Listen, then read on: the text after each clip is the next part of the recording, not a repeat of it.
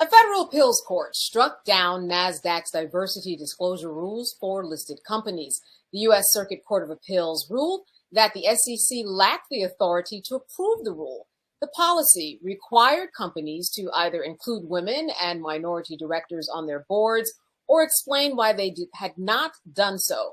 The rule was introduced in the wake of George Floyd's killing, which spurred companies to address racial inequality and promote DEI. Well, you know something?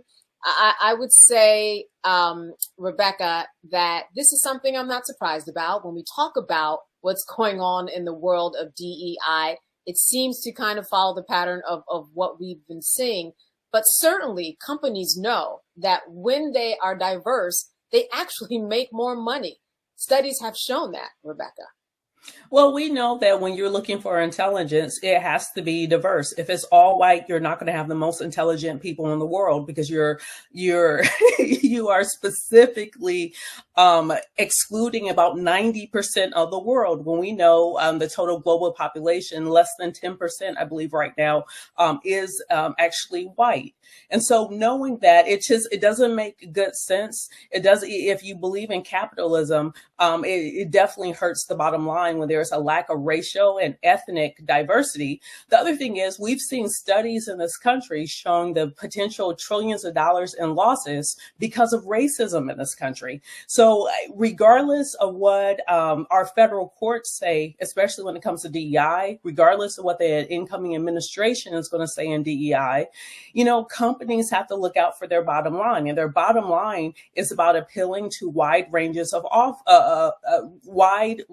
of audiences and not just less than 10% of the entire global population. Yeah, but Matt, here's the deal. We know that companies made promises during COVID.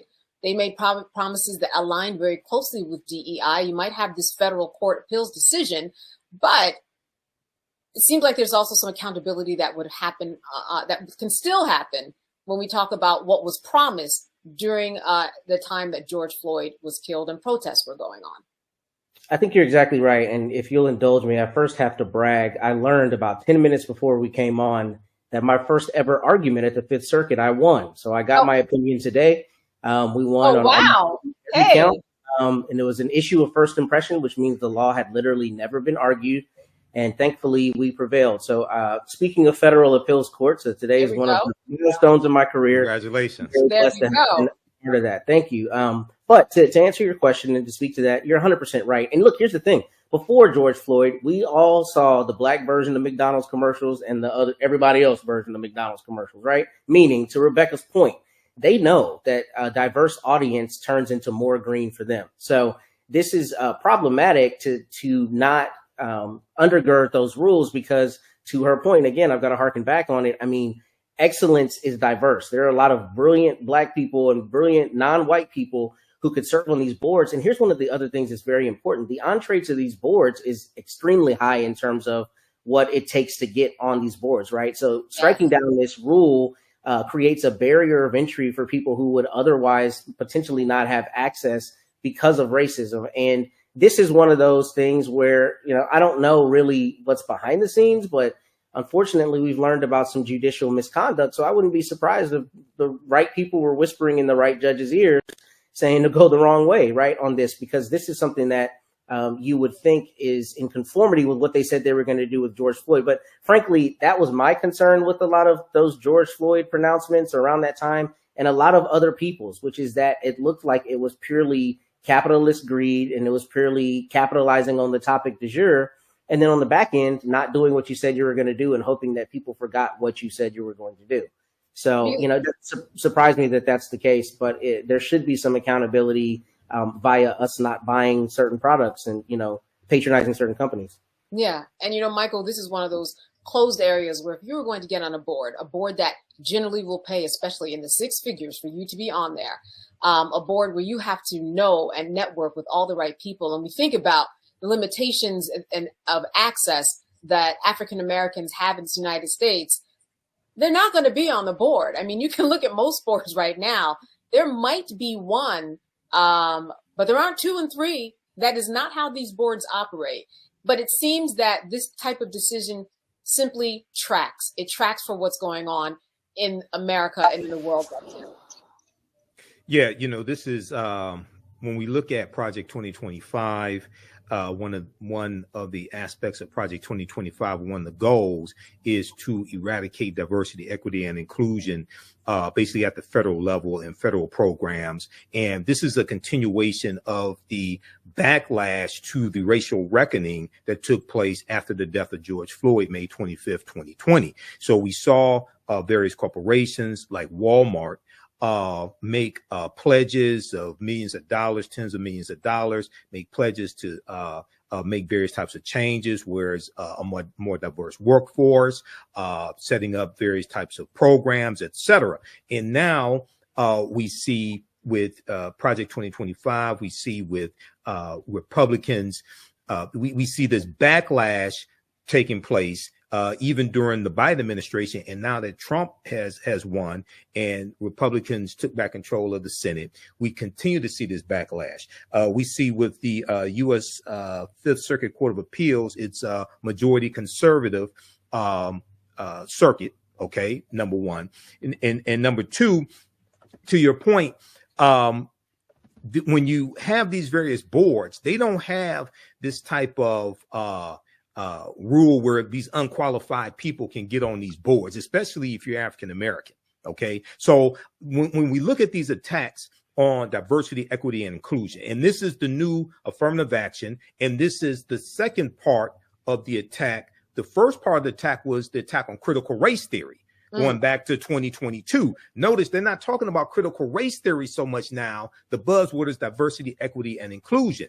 When you look at the dismantled DEI bill that was debated in the House of Representatives in the House Appropriations Committee, I think it was an oversight committee, one of those committees that Jasmine Crockett is on, a couple of weeks ago, you heard all this nonsense that Republicans were talking about attacking DEI. And how it's for unqualified people, things of this nature. And you also hear a lack of understanding of history of how we got here as well. So this is one of the reasons why elections have consequences. And your understanding of politics is directly related to your understanding of history. Because if you don't understand history and the laws and policies put in place that brought us to where we are, you won't be able to see these threats when they're coming and be able to take the correct action to stop these threats. Rebecca, here's what I also find most unsettling about this decision.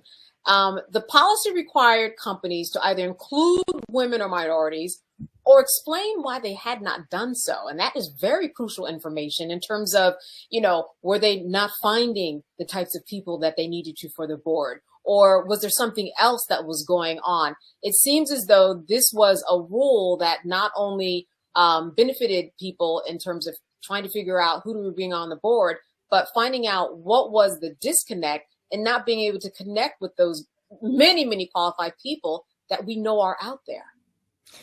Yeah, and here's the thing. It's going to disproportionately impact white women.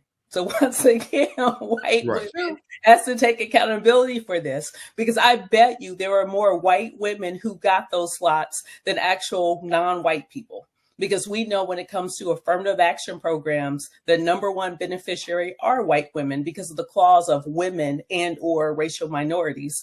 The other thing, going off of both Matt and Michael's points, is that this is also what whiteness is. Whiteness serves as a delusion that there is an inherent intelligence by simply being white. There is an inherent superiority or qualification because of whiteness. And we know that not to be true. And what's unfortunate is that requirement to actually articulate why you don't have racial minorities, why you don't have the inclusion of women, was to get people to actually challenge the thought that white is better than everything else.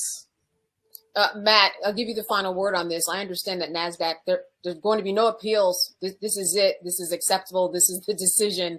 I guess that makes sense. Again, it's the culture which we are in. Yeah. I mean, it's one of those things where they're not going to appeal it because it benefits them because they can hook the homies up at this point, right? I mean, so let's just be honest, right? I mean, so it doesn't surprise me that there won't be any appeals. It is yet another slap in the face because, when we went through that period immediately after George Floyd, you know, there were a lot of people who I really highly respect who were like, don't fall for the okie doke. And what happened? Cats fell for the okie doke. And what happened? The okie doke came, right? A la what we're seeing with the rollback of DEI and the all out assault on it. Not just the rollback, not just companies choosing not to honor their promises, but an all out assault and people jumping on board with said all out assault. So it doesn't surprise me that they're not going to appeal. But it also doesn't surprise me because it's corporations, or at least in this instance, connected to corporate greed and corporate, I don't know, the corporate oligarchy, if you call it that. And it doesn't surprise me that they're not going to lower a barrier of entry in terms of having rules that democratize and diversify their boards. So I'm not surprised. All right. It tracks. It tracks. We'll be back after this break. More with Roland Martin Unfiltered when we come back. So many of you all have seen this viral clip of Representative Jasmine Crockett from Texas talking about how white people are not the victims of oppression. And this took place on Wednesday, November 20th, 2024, in a House of Representatives committee hearing for a markup session for the Dismantle DEI Bill of 2024. Dismantle Diversity, Equity, and Inclusion Bill of 2024. Now, on Friday, November 22nd, 2024, on Roland Martin Unfiltered, we got a chance to speak with Representative Jasmine Crockett. And I asked her to explain to us exactly the ramifications if that bill becomes law. So first off, I'm going to play a clip of what she had to say in the committee hearing. Okay, let's go to this from her YouTube channel, and give us a thumbs up, give us a like, give us a heart on this broadcast. How's everybody doing today? Yep. Okay, Ms. Crockett. So many of you know that I practice law, but some of you don't realize that I actually was a business major out of Rhodes College in Memphis, Tennessee. And the emphasis that I got in my business degree was on finance. And as I traveled the country campaigning this election cycle, one of the things that I talked about was this idea that in finance, we always promote this idea of diversity. If you know anything about a portfolio, the one thing that you want to do is make sure that it's as diverse as possible, because at times certain stocks will perform better than others, and they will exemplify various strengths and weaknesses. And together, a diverse portfolio is usually what any good finance person would promote. They wouldn't promote that you solely invest in vanilla wafers, believing that that is going to be the strongest portfolio, but instead they may want to add some chocolate cake and some Twinkies into the mix to make sure that we have the best portfolio, because there will be different preferences by different people. And again, there will be different strengths. But as I sit here and I think about what we say and what I'm hearing as it relates to diversity when it comes to anything outside of making money. And to be clear, we are losing GDP every time we try to push back on this idea of diversity, because all of us bring something different to the table. But you consistently said over and over the word oppression, and every time that you said it, it was almost as if I was hearing nails on a chalkboard, because it seems like you don't understand the definition of oppression. And I'd ask you to just refer to Google to help you out. Oppression is the prolonged, cruel, or unjust treatment or control. That is the definition of oppression. And so as I sit here as a black woman who practiced civil rights, let me tell you, the reason that my colleagues wanted to make sure you understood the same black history that your side of the aisle wants to delete out of classrooms is because you can then misuse words like oppression. There has been no oppression for the white man in this country. You tell me which white men were dragged out of their homes. You tell me which one of them got dragged all the way across an ocean and told that you are going to go and work. We are going to steal your wives. We are going to rape your wives. That didn't happen. That is oppression. We didn't ask to be here. We're not the same migrants that y'all constantly come up against. We didn't run away from home. We were stolen. So yeah, we are going to sit here and be offended when you want to sit here and act like, and don't let it escape you that it is white men on this side of the aisle telling us, people of color on this side of the aisle, that y'all are the ones being oppressed, that y'all are the ones that are being harmed.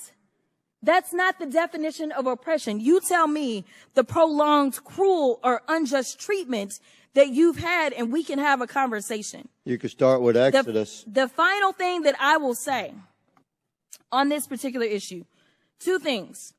There is an article from The Guardian, and it is a little old. It's from 2021, so I apologize. But it said that back then, just 3 years ago, white men represent 30% of the population, but 62% of office holders. These are the issues that we are constantly looking at and recognizing and trying to say, is this just? I can't even tell you how many white men have served in this chamber, but I can tell you that I am only the 55th black woman to be elected to Congress. And so when you want to talk about history and pretend as if it was so long ago, it wasn't. Because again, I am just number 55. Finally, when we start to talk about what do these numbers do, as we're trying to say that diversity, equity, and inclusion is the problem, the reality is that when it comes to financial performance, companies with more diverse workforces are more likely to outperform their competitors. Companies in the top quartile for racial diversity are 35% more likely to outperform their peers on profitability. Companies with diverse executive teams are 25% more likely to generate greater profits. Diverse companies earn 2.5 times higher cash flow per employee. Diversity works. And until you can show me data that says otherwise, I think that we need to go back to being a country that listens to experts and gets out of our feelings and recognizes, again, that racism is real in this country. And until we stop pretending that it's not, we will not solve the problems that we are consistently facing. And that will bring real unity that we seek when we're looking for a more perfect union. Okay, so so that was Representative Jasmine Crockett, and that took place on Wednesday in the it's a markup session in the House of Representatives over this anti-DEI bill. Okay, this anti-DEI bill. So what I'm going to do here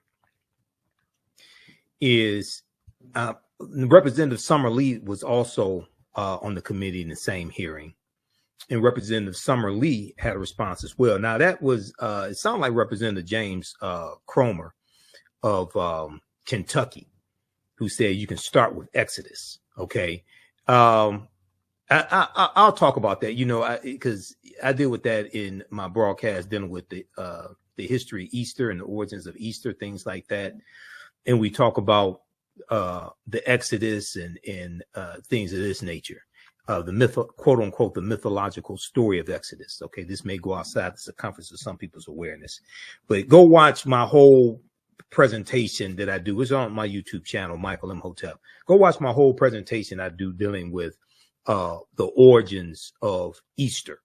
Okay, Easter, Eastra, Oistra. All right, so here's Representative Summer Lee. And I want you to hear what she had to say as well. Let me grab this clip here of Summer Lee also. Okay. And you have, and I've heard a lot of white Republicans, and this was one of the grievances of Donald Trump, who claimed that white people were the victims, the main victims of racism. White people experience more racism than African Americans, things of this nature. Okay. Racism is a system of advantage and privilege distributed based upon race that comes out of the ideology of European white supremacy.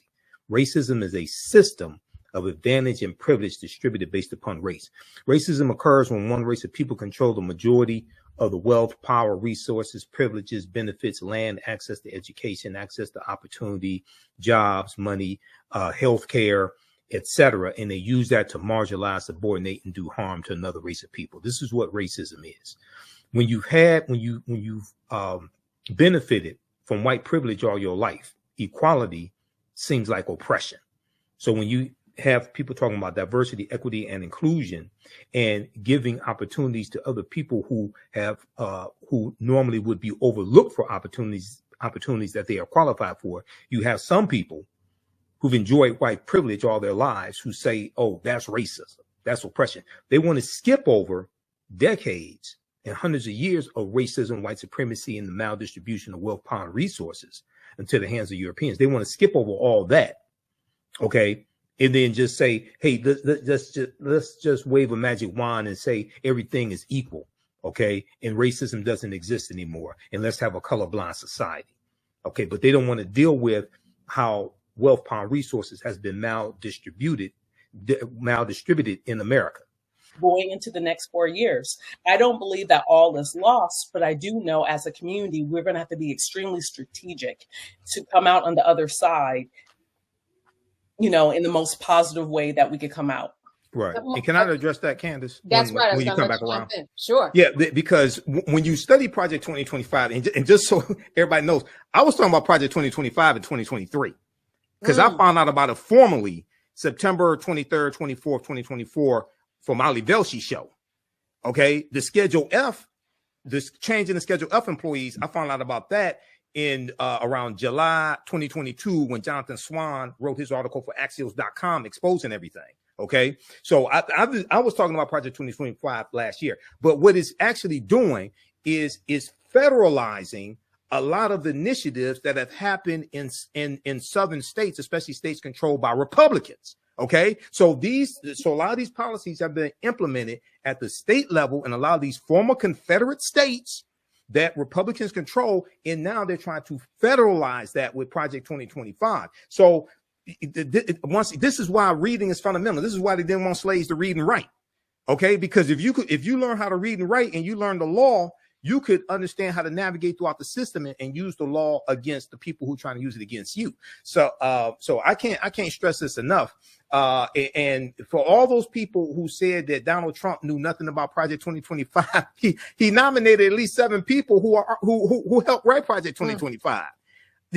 Over 140 people that served in the first Trump administration contributed to Project 2025.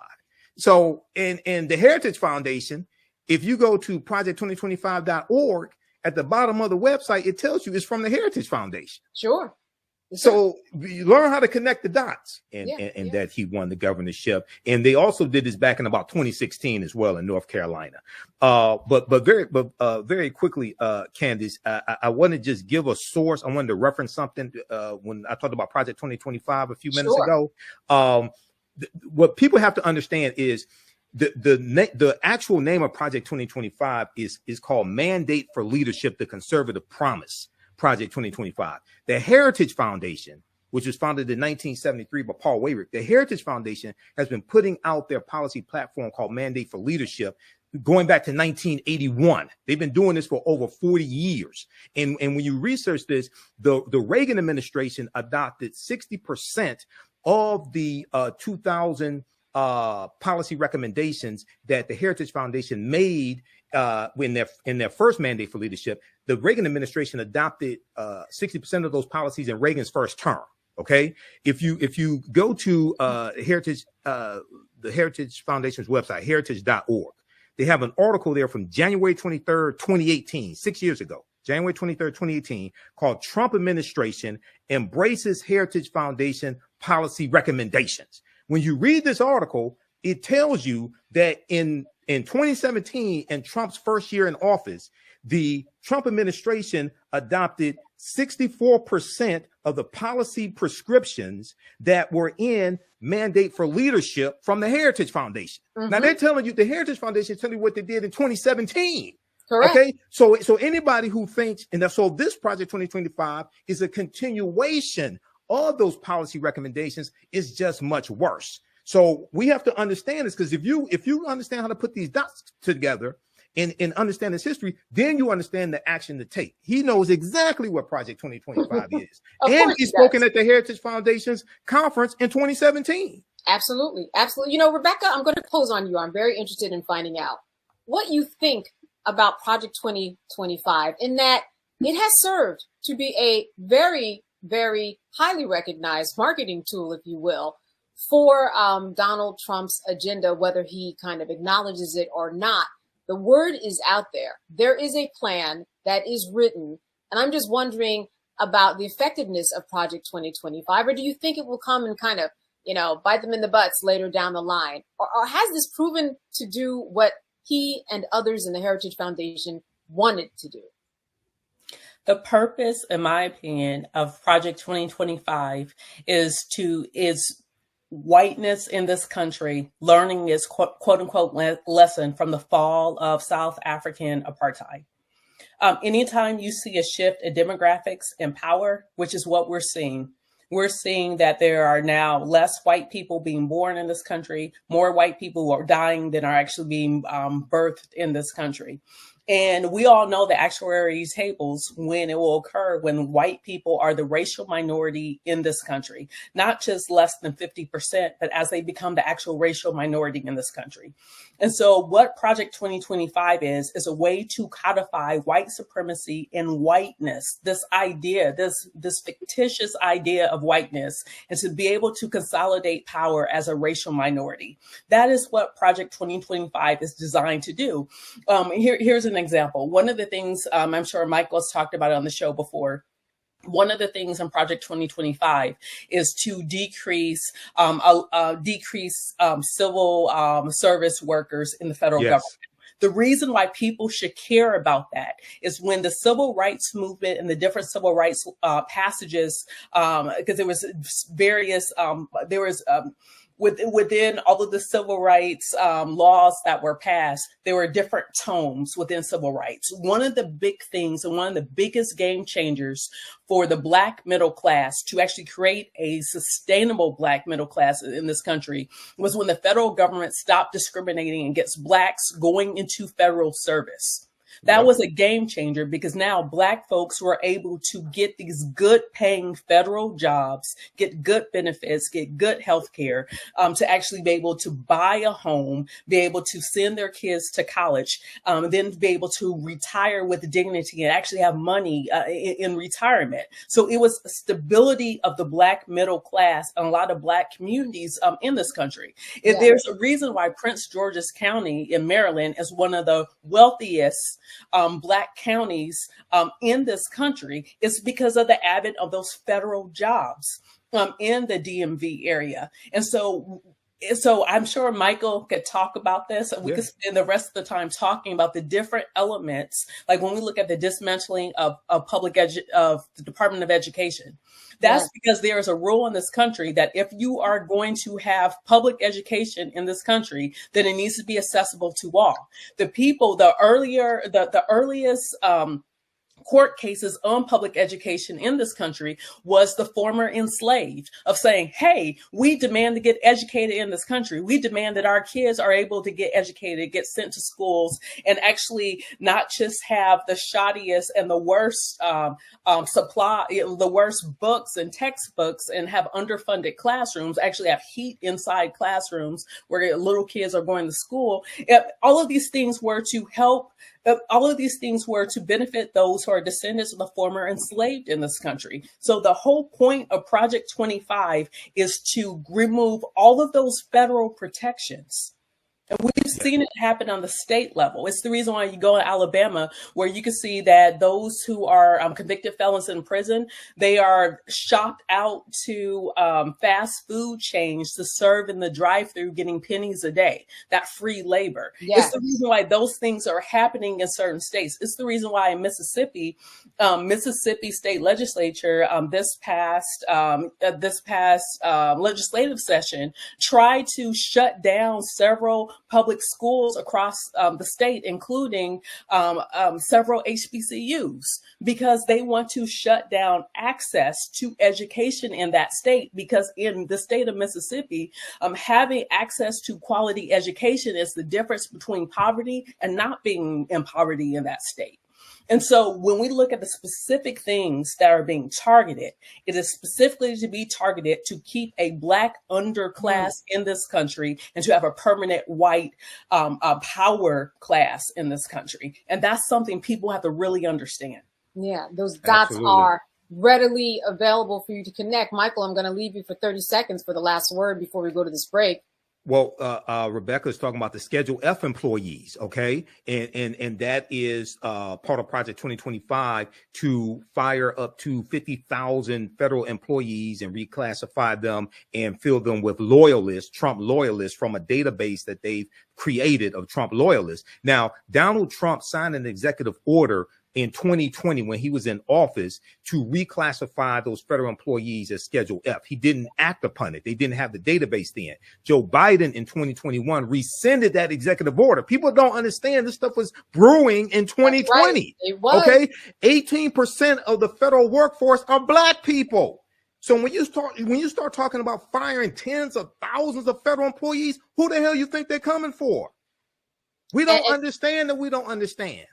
And what Trump learned and his people learned during that time is that their plan of action was not put into place. And that is what Project 2025 is. Yes. That is, we're talking about an explanation of them looking at people and looking at qualifications, determining who was a loyalist, determining things about the transgender community. As you said, these things that affect African Americans on a whole. He is now ready to rumble a little bit better, I'm afraid to say, with Project 2025, as much as he's denying that he's not associated with it. It's on paper. I mean, 2025. 922 pages. That's right. There is indeed a plan. We're going to have a really close look at this as soon as January 20th comes around. All right. All eyes on that time. Got to take a deep breath off of that one. Let's take a break. Stay with us. You're watching Roland Martin Unfiltered here live on the Black Star Network. We'll be right back. All right, visit our website, AfricanHistoryNetwork.com, AfricanHistoryNetwork.com. You can support the African History Network. $, the AHN show through Cash App and through PayPal as well, paypal.me/the AHN show. So we have our Cash App link here right on the homepage of our website, as well as PayPal. So that helps us keep doing the research, stay on the air, keep broadcasting, etc. Pay some of the bills. Register for the fantastic online history course I teach on Saturdays, 4 p.m. Eastern Standard Time. Now, we do the sessions live. All the sessions are archived and recorded. You can go back and watch this anytime. And even after the course is over with, you'll still have access to watch the class. Ancient Kemet, one of the original names for Egypt, the Moors, and the Ma'afa, understanding the transatlantic slave trade, what they didn't teach you in school. It's a 12-week online history course. It just started up. Click right here to register. And you can do debit card or credit card or pay through PayPal. We have our class lesson plan right here as well. There are over 200 slides that we look at in the class, 80 to 100 articles. 15 books that we reference. You don't have to buy any of the books. I'll show you excerpts of the book right on the screen. The video clips that we look at, etc. Interviews I've done with many of our scholars like Professor James Small, Professor Kaba Kamene, Anthony Browder, Runoko Rashidi, and more. Click right here to download the lesson plan, and you can. We have a overview of the class right here as well. All right, look, we have to get out of here. Remember, at the African History Network, let's see here. So hopefully you all learned a lot today. Give us a thumbs up, give us a heart, give us a like on this broadcast. Remember, at the African History Network, we focus on educating, empowering, and inspiring people of African descent throughout the diaspora and around the world, because right now it's corrects wrong behavior. What you do for yourself, what you do to yourself, and what you allow other people to do to you and get away with is based upon what you think about yourself. It's not over till we win. Wakanda forever. And we'll talk to you next time. Peace.